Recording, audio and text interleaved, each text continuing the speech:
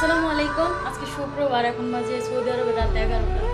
তো মাত্র আসছি ডিউটি থেকে। ইউনিফর্মের অবস্থা দেখলে বোঝা যায় ধুলাবালুর কাজ ছিল আজকে সারাদিন ডিউটি করার পর। কখন সকালের খাবার খাইছি সেটা ভুলে গেছি, দুপুরের খাবার তো খাইই নাই। তো এখন এই ইউনিফর্ম কাচবো, গোসল করবো, রান্না করবো, দেন হচ্ছে আমরা খাবার খাবো। তো একটা প্রবাসীরা যখন বাংলাদেশে রেমিটেন্স পাঠায় সেটাকে বলি যে টাকা, বাট এক একটা টাকা এক একটা প্রবাসীর এক এক ফোঁটা রক্ত রক্ত দিয়ে কেনা। সেই এত কষ্টের টাকা দিয়ে আমরা বাংলাদেশকে সচল করতে চাচ্ছি, বাংলাদেশে রেমিটেন্স পাঠাচ্ছি, আমাদের রেমিটেন্স দিয়ে বাংলাদেশ চলে, আর আমাদের সন্তানদেরকে তোমরা বলো রাজাকারের বাচ্চা।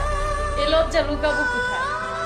তো যাই হোক, আর আমরা এত কষ্ট করতেছি আমরা পরিবারকে ভালো রাখবো বলে। আমি একটা মেয়ে মানুষ, যুদ্ধ করে প্রবাসে আসছি, আমার ছেলে মেয়েকে ভালো একটা জায়গায় পড়াশোনা করাবো, দেন হচ্ছে ভালো একটা জব করবে সেই আশাতে।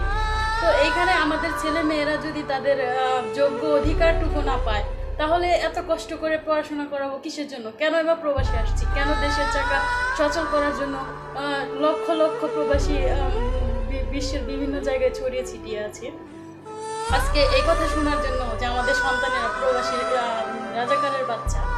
তো যাই হোক, আল্লাহ ছাড় দেন, তবে কখনোই ছেড়ে দেন না। তো প্রবাস থেকে আমাদের একটাই প্রতিবাদ, আমরা যুদ্ধ এভাবেই চালাতে পারি। আমরা কেউই রেমিটেন্স পাঠাবো না ব্যাংকের মাধ্যমে। যতদিন না আমাদের দেশ সংস্কার হচ্ছে ততদিন আমরা কেউই রেমিটেন্স পাঠাবো না ব্যাংকের মাধ্যমে। আজকে 48 ঘন্টা হয়ে গেছে আমি আমার ফ্যামিলির সাথে যোগাযোগ করতে পারতেছি। তো আমাদের ফ্যামিলির থেকে যোগাযোগ বিচ্ছিন্ন করে দিয়েছে। তো আমাদের প্রবাসীদের টাকা দিয়ে দেশ চলে, আমাদের সন্তানরা আজকে রাজাকার।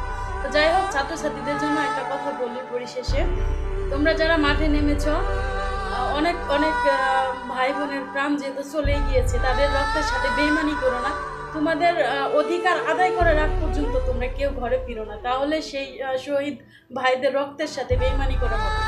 আর সত্যের জয় ইনশাল্লাহ হবেই, সেটা একটু দেরিতে হলেও তোমরা লড়ে যাও। আমরা প্রবাসীরা আছি সবাই তোমাদের সাথে।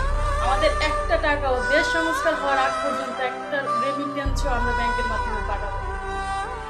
যাই হোক, ভালো থাকো তোমরা সবাই।